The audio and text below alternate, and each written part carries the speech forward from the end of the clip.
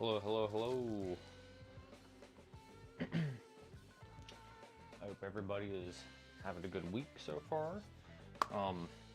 Yeah, so I got a smaller haul to kind of show off today. Some of the stuff we're actually going to be taking a look at.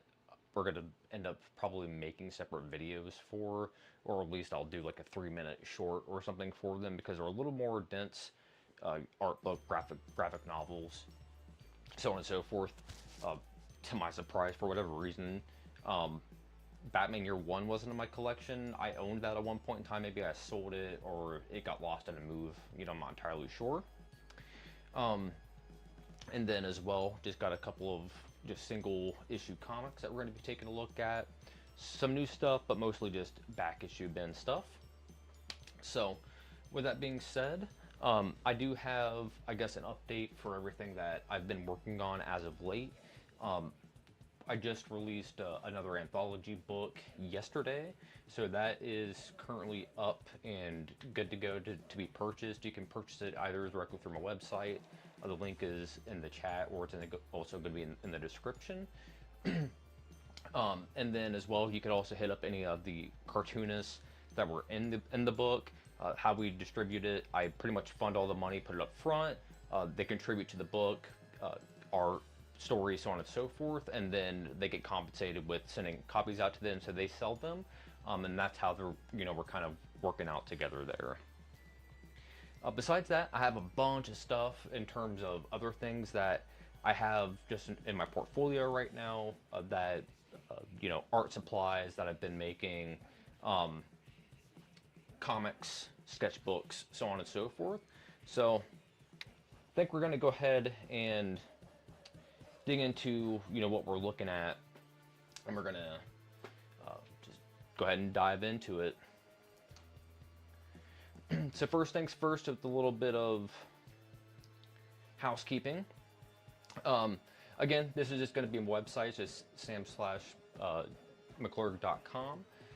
I have the new Eddie Pecan poster up here. I'm not too sure who had drawn this. I can't remember what the cartoonist's name is now. It's terrible. But 13th and the 14th of September, I'm going to be there both days, tabling, open to close. Cannot wait. It's going to be super exciting. We're like 6-7 weeks away or so. So yeah, I cannot wait. I'm really looking forward to being in Pittsburgh I'm going to be there for like a week and some change. And then as well, over in my store section here, as you can see, we've got the Anthology 1, Anthology 2 up, and this is the newest thing available currently. And then we have the greatest sketches up. It's just kind of a sketchbook, and I'll be showing some of all of this stuff off, at some point here. Yeah, I'm going to be doing a third and final anthology issue. I'm probably going to put up like the submission form towards the tail end of September rolling into October, then kind of have that run through October to November, and then hopefully have that out towards like probably like middle of November is really what I'm shooting for, because I feel that that's going to be a good place for like an anthology to land, and then plus I'm going to be releasing another book on top of that. The graphic novel that I was working on within SBS, I kind of decided that I was batting this back and forth in class anyways, but I decided that I wanted to take that 110-page graphic novel and to condense those down into like, I don't know, 5 issues or so. I'm about to wrap up issue number 1, so I just have to scan in the pages, letter it, and I have somebody that's going to be helping me with like variant covers and everything like that, and then I'm going to send that bad boy off to the printer. So I'm going to have 5 releases out in a single year on top of all this other stuff that I'm about to show you guys that I've been working on. So let's just go ahead and get into it here.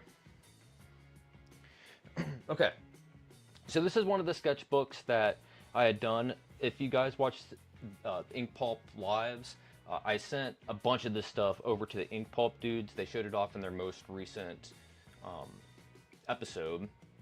So this is just a sketchbook that I had done up. So this is going to be from 2024 to the beginning of 2025. Then the next one is going to be 2025 to 2026. So it's just kind of like that year, if that makes sense. So this is just kind of that. It's just a bunch of drawings that I had done. So you can see it's like, here's a Howard the Duck and a little Beavis that I did. There's like a little slime guy and like a cool little panel that I did for Dick Tracy. So there's like 20 drawings or so that's in here. So if you guys want to pick that up, this is just $2 a piece. And then on the back, I do original art drawings. A lot of this stuff is just fan art stuff, but what I'm doing is, as you can see, these are numbered. And I've been keeping track on what I'm drawing, so that way there isn't doubles for characters, and then there isn't duplicates for like franchises. So like, for instance, like I wouldn't also have a Ren, there's only going to be Stimpy.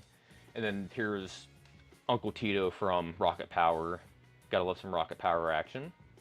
So yeah, and then this was just inspired off of a Public Enemy record. Greatest Misses is the name of the record. Highly recommend to check that one out, but that's what that was inspired from.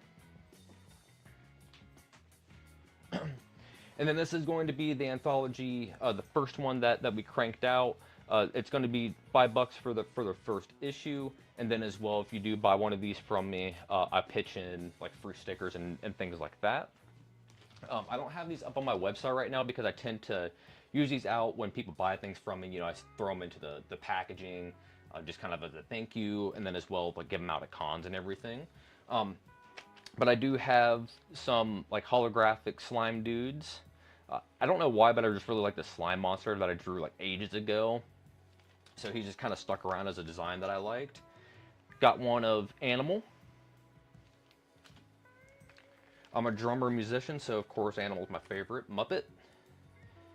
Then I got a Beetlejuice little drawing that I did, and then a Space Ghost sticker. So yeah, some pretty fun stuff. So different stickers and everything like that I'm also going to be having available.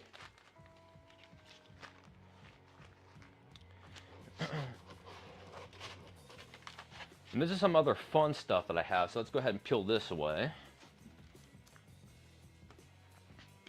So I was an engineer in the Marine Corps, and then as well, like I have just a bunch of background with manufacturing, so on and so forth. So I've been producing up a bunch of things art supply wise to get ready to sell, and this is only like a fraction of the products that I've been making. So the first thing that kind of spurred all of this, I'm also going to grab something else here. Set this over here. So the thing that kind of spurred this, let me move this comic so you guys can see a little better, and we'll look at that comic here in a second, is it is really hard to find supplies that are specific to comics or just inking in general. A lot of this is cheap, or I should say it's cheap plastic. But when you go to stores, it's like, why is this guide, you know, $10, $15? It's just a cheap piece of flimsy plastic.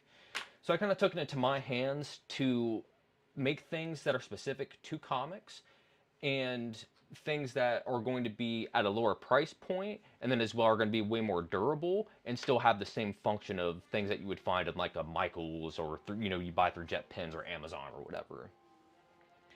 So the thing that makes it comic book related, as opposed to just for like standard art, let me grab, where did I set those over there? So this is a bigger circle guide that I had also made. And if you can look, because this is kind of hard to see on this little guy, if you can see there's little feet that I made on these. And they're real thin, they're probably like a 1/16 of an inch or so. So that way the guide itself is elevated. Sorry, the camera kind of got knocked off filter there. I'll fix that. There we go. So it's elevated, so that way when you're inking your you know, circles, whatever, the ink gets underneath there and you can pick it up, and you can also move this around without smearing everything. So it's a good way to keep good, clean, clear inking. And again, finding things like this, especially in big circles, is a pain in the ass, and finding them at a cheap price point as well. So all of this stuff I'm going to be having in 2 different colors. I'm going to have in clear and I'm going to have in black. I'm not going to start selling this stuff until EDPCon. Like, I'm going to be rolling it out there in September. And then eventually all of this stuff is going to be going up on my website to sell to everybody.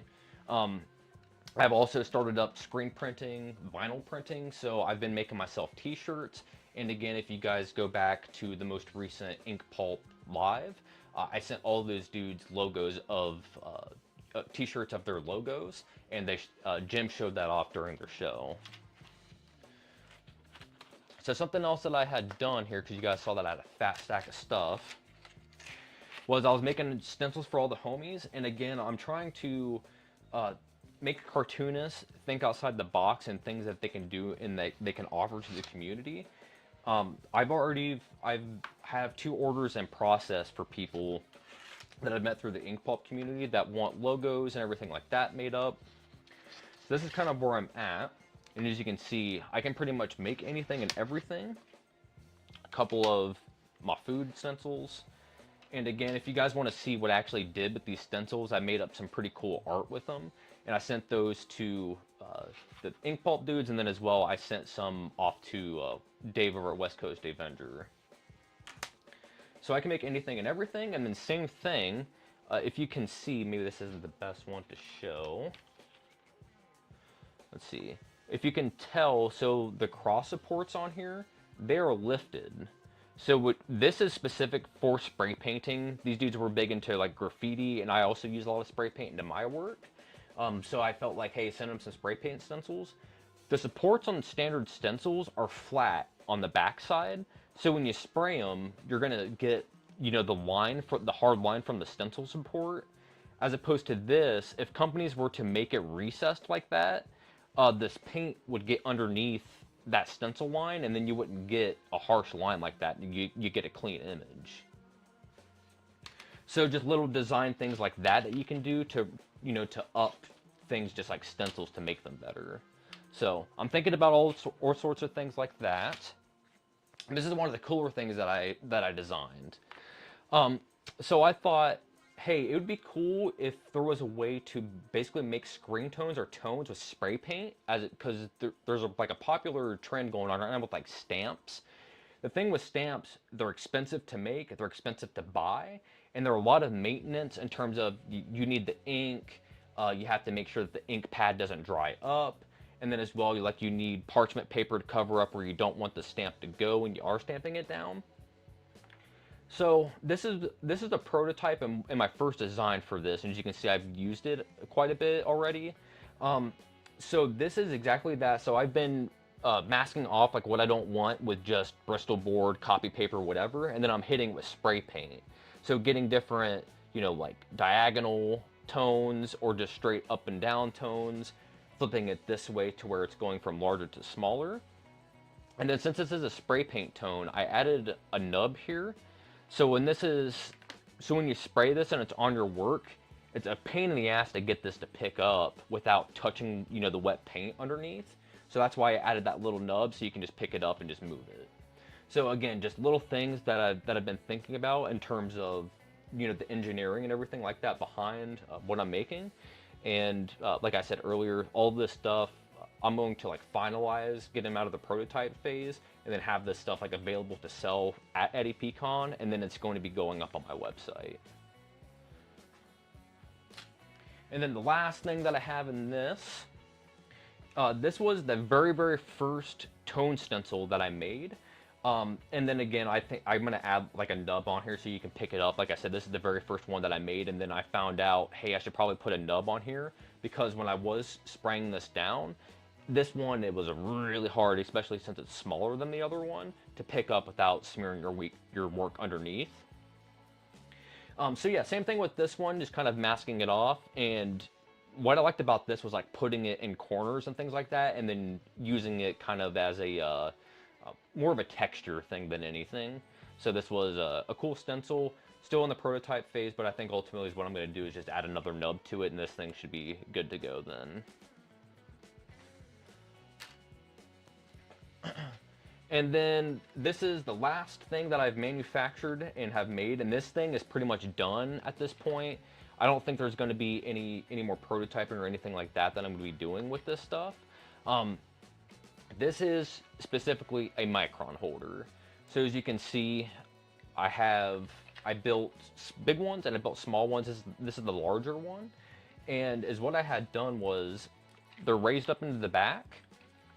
And then as well, here underneath, I added rubber feet. So that way the front is lifted a little bit from the back, because this is going to be sitting on somebody's, desk inclined like this.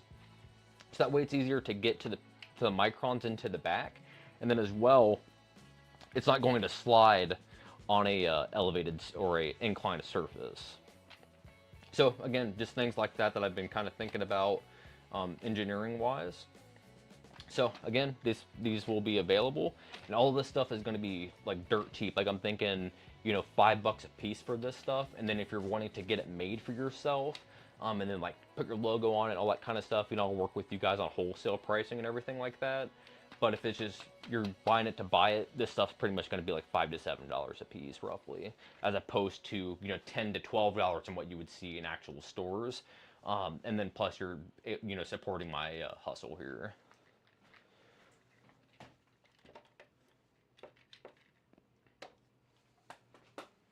All right. So this is going to be the anthology number 2. We're going to take a look at some of this, and not all of it. Obviously, it's a fresh book. Like I said, I just released it yesterday. I have to head over to my LCS probably tomorrow after work and go give him some copies before the weekend. But I am super proud with how this book turned out, not only in terms of like the art that's in it. It is, dramatically better. I think everybody showed up with better stuff this time around. And then as well, I learned a bunch off the first issue in terms of like the kind of paper that I probably should be using. And then same thing with this one. Like I think on the next go around, like I think I might go with like a little bit of a thinner cover, and then inside pages as well. I think I might go a little thinner. Not necessarily to save cost, but I like the way, old comics were kind of, or just like even modern comics, the cheaper ones, how they're just, the floppy. This is still a little floppy, but it has that cardstock to it. It has a little bit of weight. So, if you were to bend a corner, that thing's going to stay bent, as opposed to a floppy. You could take the edge and bend it over, and it's just going to make a difference because it's just going to lay flat again. It's a little more forgiving on what you can do with it, as opposed to this, it's like a little more pristine. It feels like a little more boutique, and I don't know if that's really necessarily like the feel that I'm going for. You know what I'm saying? I just want, give me a good, fresh floppy. You know what I'm saying? But nonetheless, I think this thing turned out incredibly good. Russell Brown did the cover for this, and I did all the design work, fronted all the money for it, printed it, recruited everybody, so on and so forth. And then everybody just contributes art, and I toss it in here and finish up all the design work and everything like that. So right away, I'm going to shut this off here so there isn't a glare. This is just going to be like the table of contents for things that are going to be within the book. So the first thing that we have here is Ken Stein DDS. Obviously, that's my creator-owned character. We have the rules through Brett Wood and Ross May. Brett is a cartoonist based out of Columbus, Ohio. That's actually my hometown. That's where I'm originally from. And then Ross May, he is a writer based out of Canada. I'm not too sure where he's from, but they're a artist-writer duo. And then Megan Cutter, John Alsweedy. Sorry if I butchered your last name, John, but I always refer to you as John A. Anyhow. But yeah, Megan Cutter. He's a local cartoonist here with me in Appleton. And then here we go with Robert Huft. He did The Gunslinger, cool little, sci-fi sort of standoffs, Mexican standoff sort of thing. Origins of Keith by Derek Shedd. So Derek, he is he has like a lot of like hip hop influence, I would say, in his work. So this is very much like a graffiti style basketball, story, but it's aliens and things like that. So pretty cool. Welcome to Oblivion, Anze Andrezic. So Anze, he's in Slovenia actually, from what I remember, and I would assume that he's a younger dude, but he showed up for the first issue, he showed up for the second issue, and I published it, and good for him, because it's hard enough to make comics and then actually getting your work out there. So good on you for showing up, man. And then CNFDNT by Josh Medor. So he, the best way I can describe this, I'm not too sure where Josh is from. I can't remember off the top of my head. Maybe he's in Connecticut or something. Yeah, I think that's where maybe he's at. I can't remember now. But it's like an old heavy metal, like European feel of a comic. Has that horror vibe, lonely vibe, and that's why I say like it reminds me of like a heavy metal mixed with like a European comic. So yeah, this is just a splash page to Ken Stein's. This was again the story that I had done, obviously. Ken Stein was the character also in the first anthology. You never saw him because I kind of wanted to have like a mystery of like, ooh, what did that guy look like? Who was he? It ended up being, it's Ken Stein. So basically, the whole thing with Ken Stein is obviously he was a dental surgeon, but he's also a hitman. And then there's like the hitman organization is the Ministry of Hit, so on and so forth. It's very much inspired by, Hitman, Agent 47, and all that good stuff. So there's a lot of, murdering, a lot of black and white, screen tones, all that kind of stuff. So if you're into outlaw comics, into underground style comics, you'll definitely dig what I do. So definitely recommend. I always liked how these two panels turned out on this. I just really like the aesthetics. And then this was the rules from Brett and Ross. Cool little 4-page anthology horror story. And then this was a pinup from the first book that James Carney had done. The reason why I had repurposed this was because to advertise for the previous stuff. So as you can see, back issues and merch available, scan and shop. Somebody will scan this, and boom, it'll pull them right to my website, so that way they can order back issues from me. And then here we go with Megan Cutter. This is pretty much the entirety of the thing. It's just on a 2-page spread. Again, John is local here with me in Wisconsin, and we had met through literally this. I saw his original comic, Ninja Cheyenne, in the local shop. I was trying to meet people, make comics, and I really dug, his design work, and then as well just the personality that's in his drawing, and his lettering is top notch. So I reached out to him, and yeah, we pretty much became friends, and now we've worked on a couple projects back and forth with each other. So this is that story from Robert Huth that I was talking about. It's kind of like a weird sci-fi Mexican standoff kind of story. Cool little action shot here, very Matrix, Max Payne-esque. And then here's The Origins of Keith by Derek Shedd. So again, like I was saying, it's very much like a hip-hop graffiti look to a book. And then it's basically like, hey, they're throwing down in this basketball game, and who's gonna win? This is Anze's. So the thing that I wanted to do with this book is, because mainly it was horror themed, and plus this is stuff that I do in my personal work, is everything is lined in black. That's just because that's just how I like it. I do everything in gray tone myself. So when stuff has that black border on it, I think it makes it look pretty classy.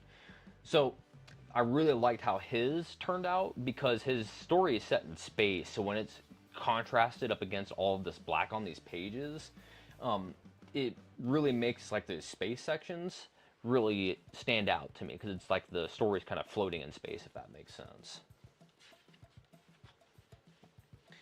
Pretty cool stuff. And then this is CNFDNT. I honestly have no idea what the hell this stands for. I'm sure that Josh probably translated that to me, but I never got it. But yeah, really cool. Like I said, it's like European heavy metal-esque. Wow, the page on this one, they kind of cut all funky. They the black line is just, the borders is missing. Some of this, yeah, this comic in particular, like this issue that I'm holding in my hand, like the printing quality on it was super wonky, and this is why it's like not in a pile for me to sell, because I went through them and kind of looked at them, and this one was pretty wonky. You can kind of tell with this too. It's not stapled straight just by looking at this white edge. It goes like this.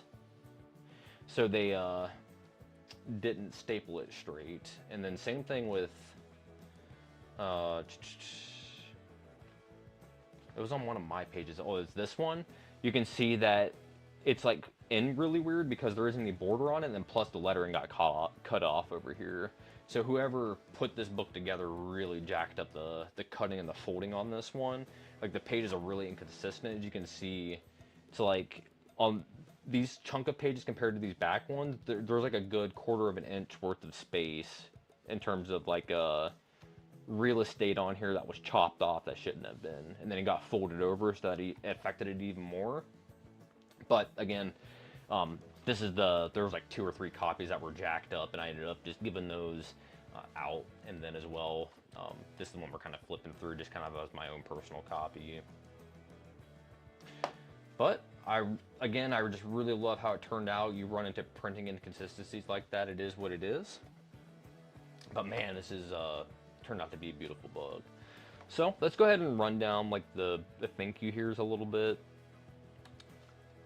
So we have SVS, that's School of Visual Storytelling. That's where I had just gone through a course there, just finished that up a couple weeks ago. Of course, Jim Rugg, Jake Parker, Henry Davis' personal friend, Michelle Norson's a personal friend, and then we got Z at Powerhouse Comics, that's the local LCS. Of course, Piss Score Legacy, I'm going to be seeing them here in September.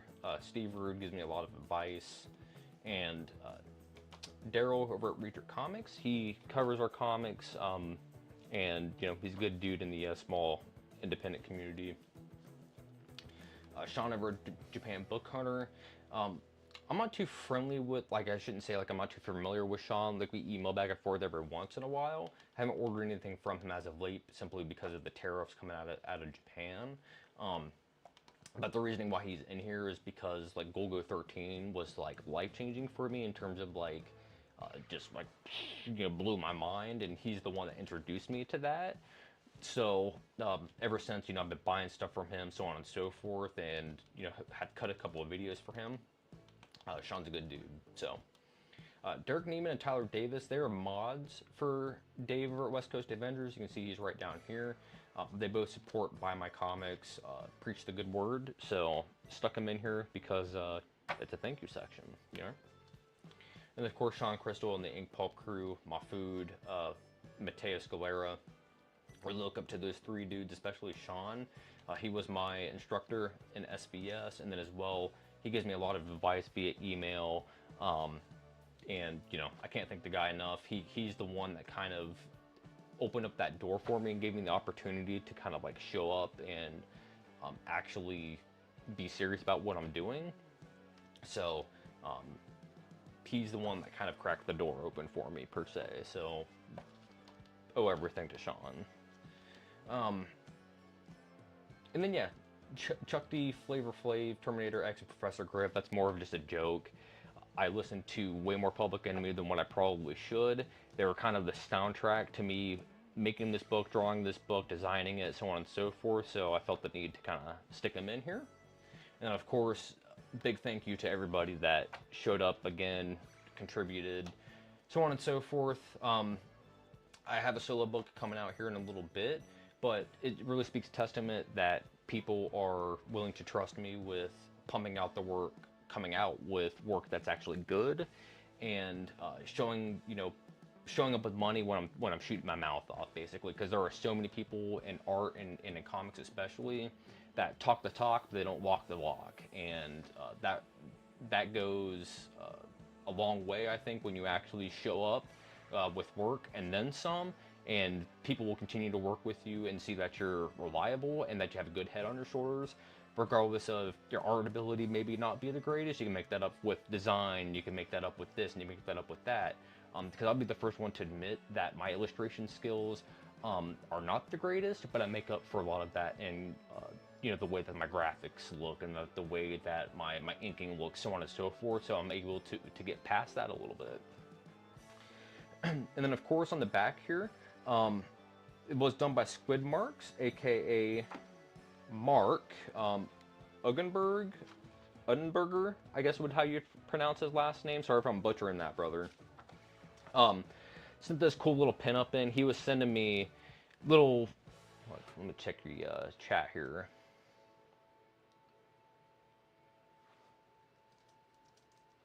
Hey Derek, how's it going, man?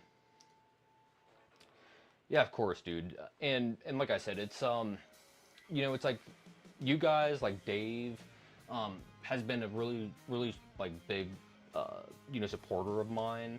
I reached out to Dave originally probably like around like September-ish time frame, I want to say, and I had said that, hey, I want to, you know, start like getting into like putting myself out there more. I want to start like making books. I want to, you know, make a channel, all this kind of stuff. And I had told him that, you know, seeing what you're doing had really influenced my decision to do so. I'm kind of seeing, you know, that kayfabe background kind of rolling into what he's doing, and he's not just a straight up kayfabe ripoff channel, and there's plenty of those around, and I'm sure that you've seen them. And it's like, you know, Daryl at Read Your Comics isn't one of them, Dave isn't one of them, Sean isn't one of them. There's like this core group of guys that took influence from those two dudes and turned it into their own thing, as opposed to just blatantly ripping them off. And then as well, like staying true to Ed and Jim's message on catering with the community, but not putting up with people's bullshit. And that's one of the things that, especially that I love about, you know, Dave, is the dude is super down to earth. You know, I would categorize him as a friend of mine, and he isn't afraid to tell people to you know, to go fuck themselves if needed. So that's really admirable. And obviously it's like Derek, it's like you and Tyler are you know, mods for Dave, and like you wouldn't be if he didn't align with you guys, right? Because that's just the kind of guy that Dave is. So again, it's just kudos for you guys and for showing up and for supporting, again, for what I'm doing and for what other smaller creators are doing. Because it's like, if it's not for like hardcore, you know, supporters and watchers and things like that you guys are, other people, it goes unnoticed, right? So again, it's like, it means a lot, because it's like I have videos that have thousands of views on them and there's only like 2 or 3 comments, and typically it's you guys, so not everybody engages at the same rates that you do. So again, it's massive props to you guys. So yeah, that was kind of the issue there, because kind of a cool little flip through. And then if you are going to be picking this up through Dave, I am going to be sending him copies of these. Like I literally just got these yesterday. So what I'm going to be doing is on probably Saturday, I'm going to head over to the post office. I'm going to be shipping out some to like Daryl. I'm going to be shipping out some to Dave, and then a couple of other shops that carry my stuff. So then Dave and those guys will have this thing available to sell off then. So if you want to pick up copies through them, they'll have them. And then I should have mentioned as well, the first issue of this, I'll just grab it here just to show it. This guy was 20 pages. This thing is 38 pages, so it jumped up 18 pages. It's a pretty big thick boy, as you can see. So, because the first one we were only doing 1 to 2 page stories. This one we jumped up to 2 to 6 page stories, and pretty much everybody turned in 6 pages. So ultimately they just, you know, expanded the book retroactively. All right, let's go ahead and get into this haul stuff here. So here's the first thing that I wanted to show. So I'm kind of on this Youngblood train that's kind of been going around lately. I understand that Liefeld is problematic in of himself, and people have their opinions of the guy. But what can you not say about this? It's still one of those things that I think he gets a lot of shit unfairly. I think that he's somebody who stayed the way he is his entire career, and that's never changed. Let me pop up here in the chat here. Yeah, Dave. Oh, Dave, thank you, man. Yeah, like I said, I was just going off on a rant, and that's a thing too, Dave. It's like I really do appreciate everything that you guys do for me, and I'm not just speaking out of my ass. And I think that's pretty clear with all of the steps that I'm making, and you know, actually trying to turn this into something. And I appreciate everything you do for me, dude. Like I genuinely do. So I really appreciate you guys. But yeah, back to comics. This is just a straight up Rob Liefeld. He gets shit on unfairly. My thing is with him, he stayed the same his entire career. I think not only in terms of his art ability, but his like ethos. Say what you will with like his scummy business practices, but just the way that his art is composed and the energy that it has, I think it's pretty much unmatched. The only other person I could really think of that has like that same energy level popping off the page is maybe Eric Larson. Two different art styles, obviously similar, but different. The main reason why I ended up picking up this Youngblood Deluxe, and specifically the #2 issue, because if you guys don't have this already, he had stuck in Youngblood 87 in here. So this was the original Youngblood that they had done back in 87, and he decided to go back and do this. I'm pretty sure that this was recolored, and I can't remember. Let's see. So Matt Yackey had gone back and recolored everything on this. But I just think it's really interesting to see just like this same pose is just used right here and right here on this the same side by side. It's ridiculous. But it's really interesting to see, like, he still has like that Rob Liefeld like aesthetic, but he hasn't grown into his own yet. Like, you can kind of see it in some of the inking, but I think in the faces especially, it doesn't have like that weird like Liefeld nose.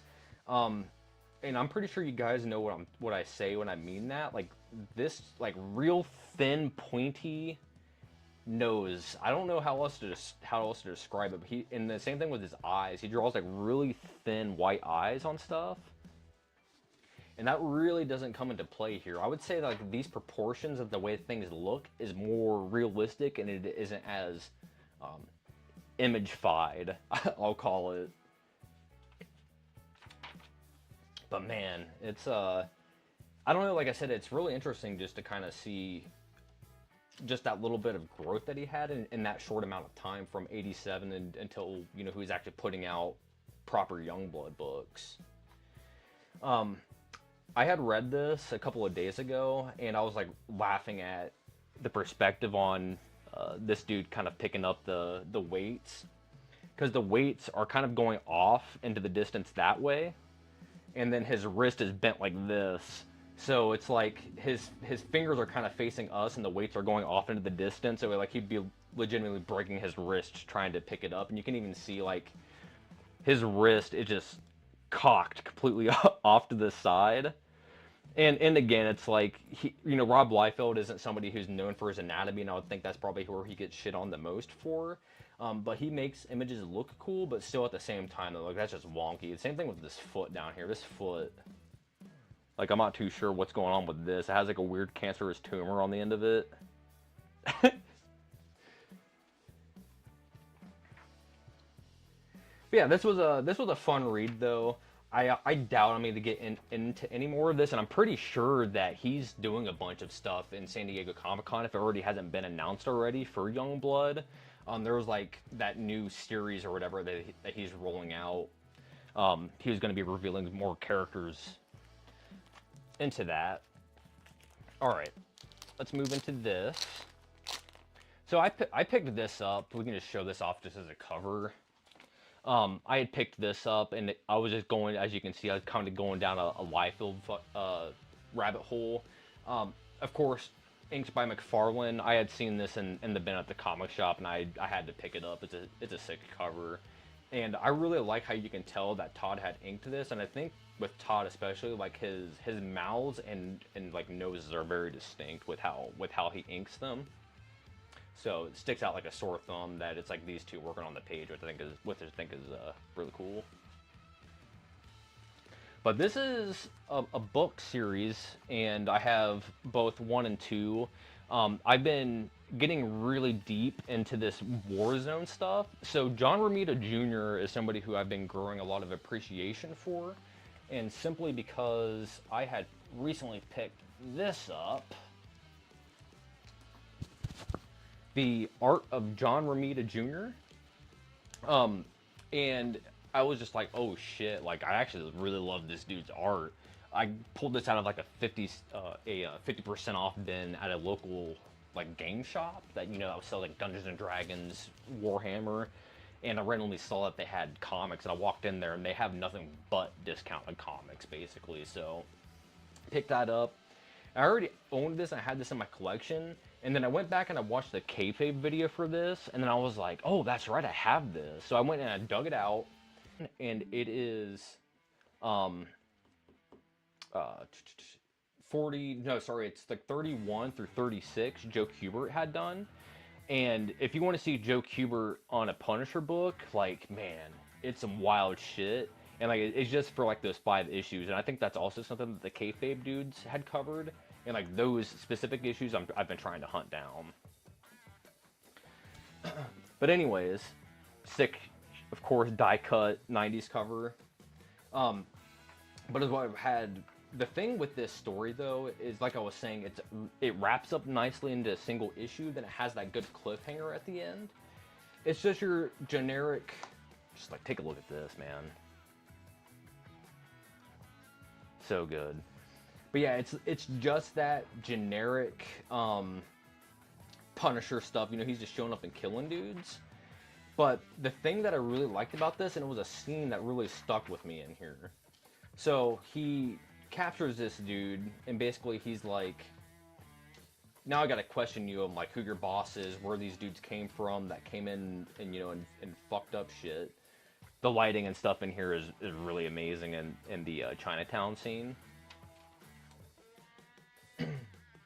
And then this right here, how he's just standing in station and then kind of shooting in a circle, I think is really awesome. Just having the gun blast coming off, kind of going into different panels is really sweet. But this is the scene that I wanted to show off. So he goes in here and guns all these dudes down, right? And then he has this dude in a empty like garage, it says. Has him hanging upside down, and instead of burning him with this torch, right? Like he's saying, hey man, you got to give me this information, or it's not gonna be a good night for you. Speak of the devil, Joe Kubert sticks this dude in the back, and he's just screaming in pain. And then when you look at it, he actually stuck him with a popsicle. So it's kind of like that burning sensation you wouldn't know. Then he tells him like, you know, you see, like I could actually kill you if I wanted to, but I'm not going to. And then he feeds him the popsicle, you know, get the information from him without actually having to do anything to him. So it's kind of like some reverse psychology, as you would. So yeah, Punisher, Print Castle, he ends up going undercover. And basically goes up, he acts like he's part of the mob. Now he wants to get in here and get close to the mob boss, and that literally just rolls into issue number 2. So like I said, this is a really, really good first issue, and it might be one of my favorite, like, number ones, just in terms of the wrap up, and then you wanting to read more. Good shit.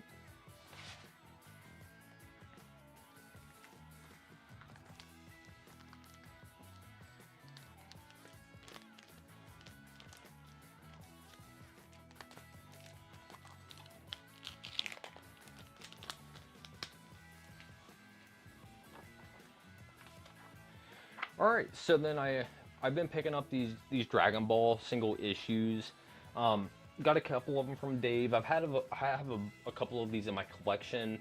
The single issues from Viz are kind of hard to find in this area, so it's like you have to be in larger cities to actually find this stuff, as opposed to just, you know, the taco bonds and things like that. With manga, my shelf is pretty much slammed with books. Because it's like you need, you know, fucking 50 volumes to actually complete something, as opposed to like these single issues. It's way easier for me to store and have, so I kind of prefer this. Sakura.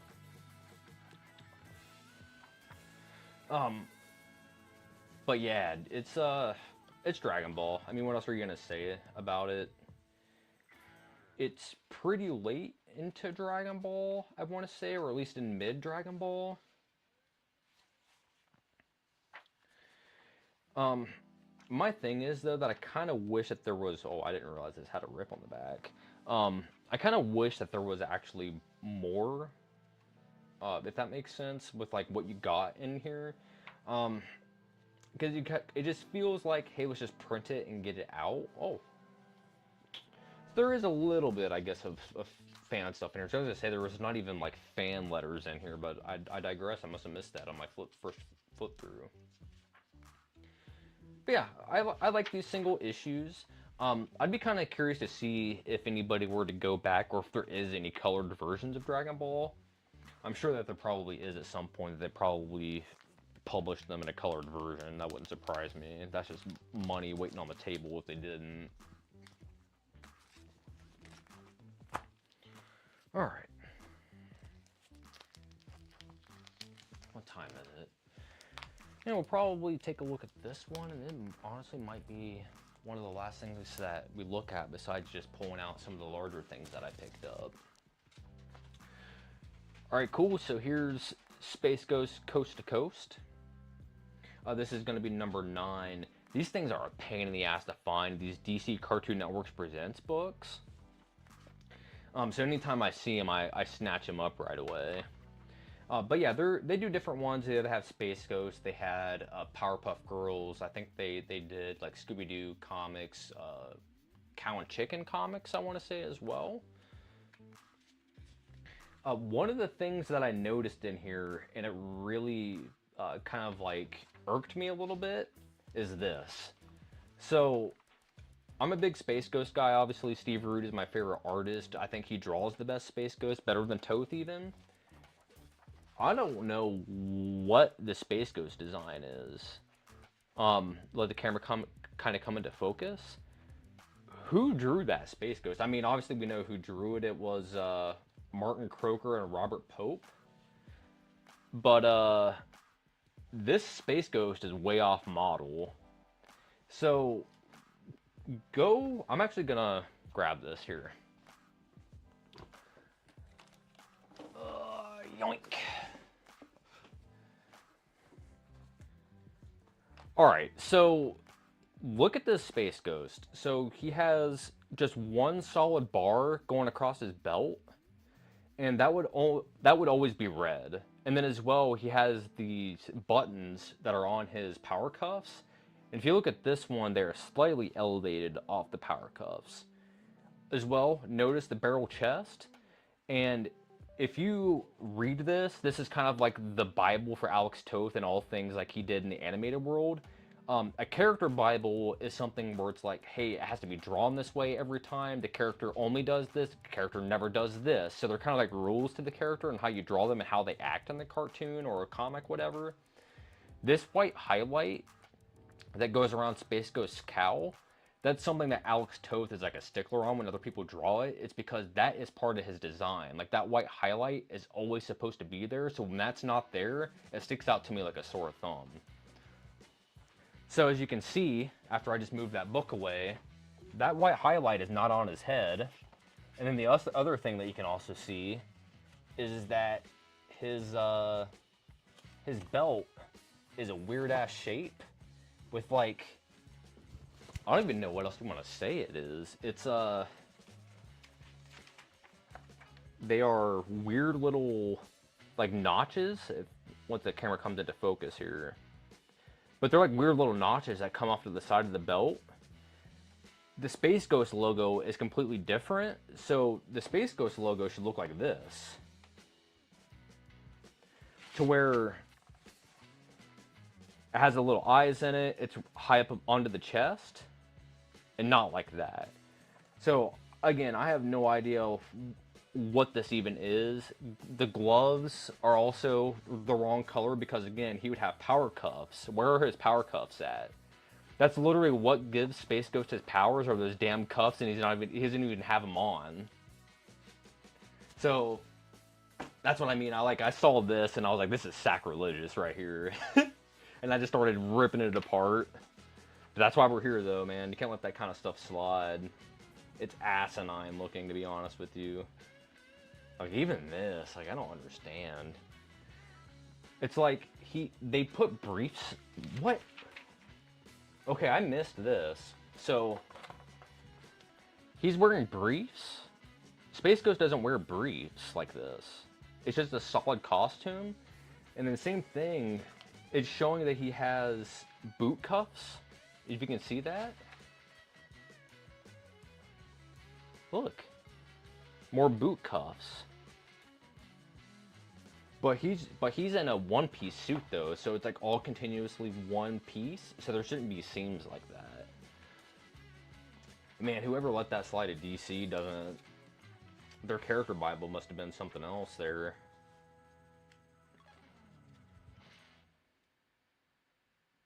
Wow, it's wonky, man. Turn this light back on here, get some light going.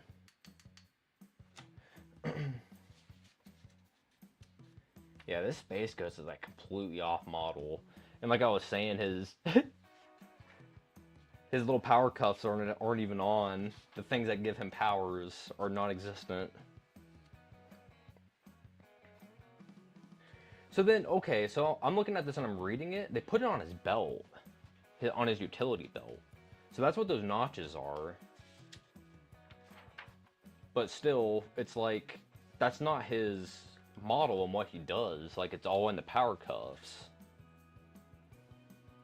Strange. The other thing that I noticed about this comic too, I counted it, and I can't remember the exact number, but percentage-wise, 60% of these comic pages in here are ads. So this came out in 2000, so the comics are in the comic industry is in the fucking gutter at this point. So I mean, it makes sense that they have so many ads to kind of keep themselves afloat. But I had noticed that when I was flipping through it, just how many ads there were in this book, just insane. every page you flip to, as you can see, there's just an ad on it. It's crazy.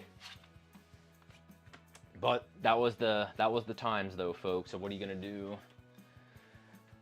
All right. Move on to the next thing here. This next stuff, I'll probably just flash up onto the screen real quick. I wanted to go for about an hour, and we've been going for almost as such. I picked up an Archie ash can that was from 2015, actually. This was advertising for Free Comic Book Day the following year. This was still new on the rack in this game shop that's here in town. Like, they have issues from like 10 years ago new on the rack. I'm talking like 10 to 20 issues worth of stuff. Like, they had like the IDW Samurai Jack series, like the early ones that Jenny had done. Like they have issues of that still new on the rack in the store, but there's nobody going in there for comics. It's kind of like a weird off the beaten path in terms of comic books, because they just have nothing but 4K stuff, 40K stuff, I should say. But yeah, man, it's crazy though. It's like walking in there and it's like going into a comic shop from 10 years ago, and they don't get any new comics, so that's why that stuff is kind of sitting there stagnant, but nobody has bought it. So like I went in and bought up like those early Samurai Jack issues and whatnot. Went on a rescue mission, of course. You see Ed Piscor, you buy Ed Piscor. Jim Rugg, Tom Scioli, Mahfood, any of those dudes, if they're kayfabe related, I call them rescue missions. I take them out of the bins and give them a good home. I don't want them to rot in the bins.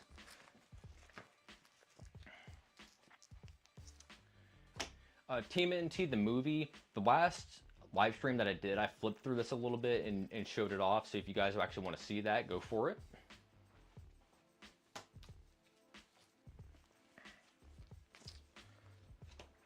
And then, of course, I am a big Famous Monsters guy. I kind of fell in love with this because I love horror movies, I love monster films, but as well, kind of like the more behind the scenes, the making of, the nitty gritty. This is kind of the Fangoria before Fangoria, and then obviously Fangoria got more into the nitty gritty of the actual special effects making, so on and so forth. This is more of what I would consider like a insider fan magazine, more akin to like a Wizard, as opposed to Fangoria, I would say is more akin to like a comics journal, where they're getting more into the process, interview the dirt sheet, so on and so forth. This is more fan stuff, but still badass nonetheless.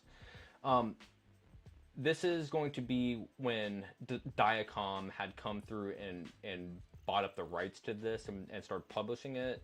So this is probably, yeah, this is from 99, so like the mid 90s until like 2000, man, 10, 2011, because like when Ash vs. the Evil Dead had come out, was right around the same time when this magazine started to become defunct a little bit. The reason why I know that is because it's like I own that Ash vs. the Evil Dead issue where he's on the cover, and not shortly after that they had shut the doors. So I'm not too sure who owns the rights for Famous Monsters anymore, so not too sure there. All right, so now we're getting into some nitty gritty for horror comics or horror mags. So if you don't know what Monster World is, Monster World is a spinoff to Famous Monsters. So you can see this is still a Warren magazine. This thing only lasted, I want to say, for like 12 issues. It could be a little more or a little less, but it was a very short run, like a year and some change, maybe even less than that. Famous Monsters was so popular in the 70s that they basically wanted to have another monster magazine to kind of capitalize off of how popular monsters were at the time. So they literally were like, let's just make another Famous Monsters and just give it another name and publish both at the same time. Literally zero difference between the magazines. They're pretty much identical in every way, up to the, you know, the artists that they used on the covers, the font treatment, the logo treatments on the inside, the fonts, so on and so forth. All that stuff is all exactly the same. Monster World is extremely hard to find in terms of its rarity, but they're fairly cheap. Like you can get them for like $5 to $10 roughly, you know, per issue. So if you're big into like monster magazines, these things are sought after. They're just not very expensive. So when you do see them, try to snatch them up, because at some point they might jump up in value. But, you know, that's not why you should be collecting anyways, is because of value. But I'm just saying that get them while they're cheap if you do want them, because otherwise, over time, they probably are going to go up simply because of the rarity.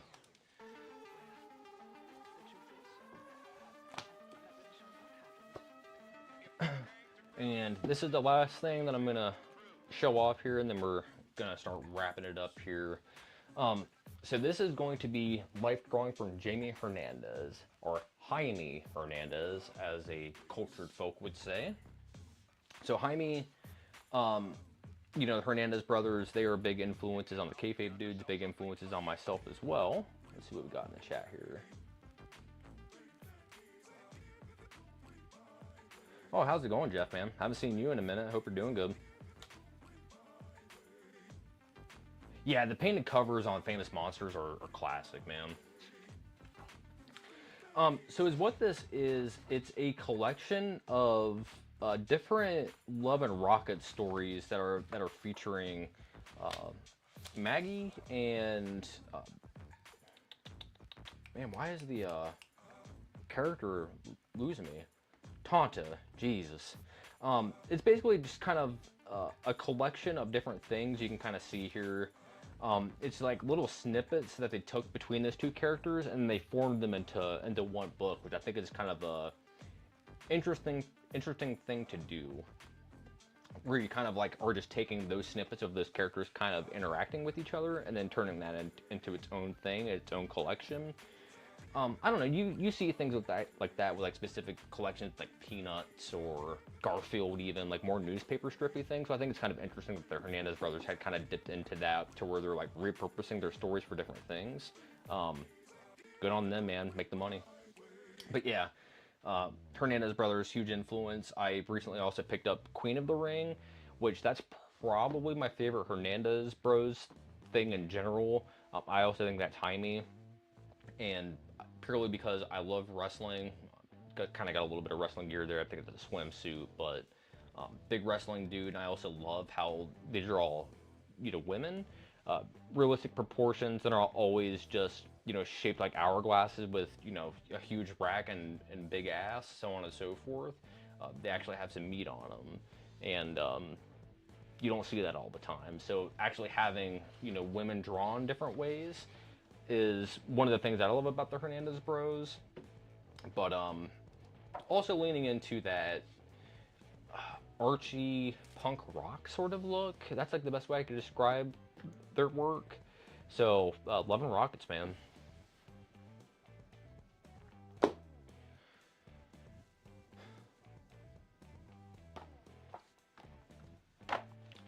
All right, and again, we're gonna go ahead and wrap this up.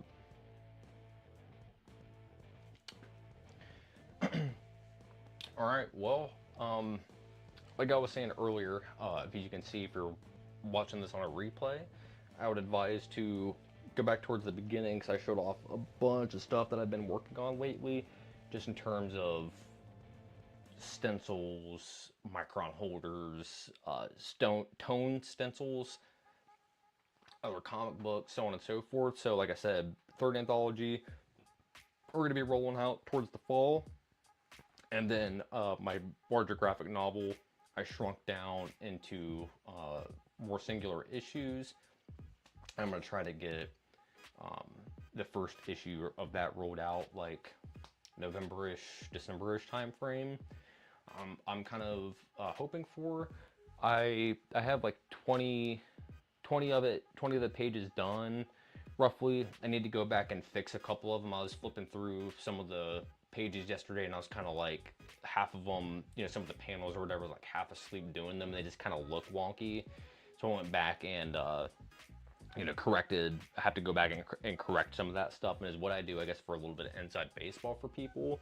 If you have a panel and it looks bad, instead of just like using whiteout over everything, I will light box on top of it, and I will cut out another piece of Bristol board and then just paste over that panel, and then I'll just draw on top of that new piece of Bristol board, because when you scan that in, you won't be able to tell the difference, and it just saves you a lot of time with having to paint over, your inked lines or whatever. So just a little bit into my process, I guess.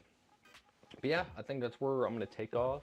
Next week, I'm not too sure what we're going to be getting into, but I should have another video up as well, kind of in the same vein of things that we've been doing, but it's more going to be into, okay, now you have the thing written, you have it scripted out, you have it thumbnailed, things that we kind of covered in the second video.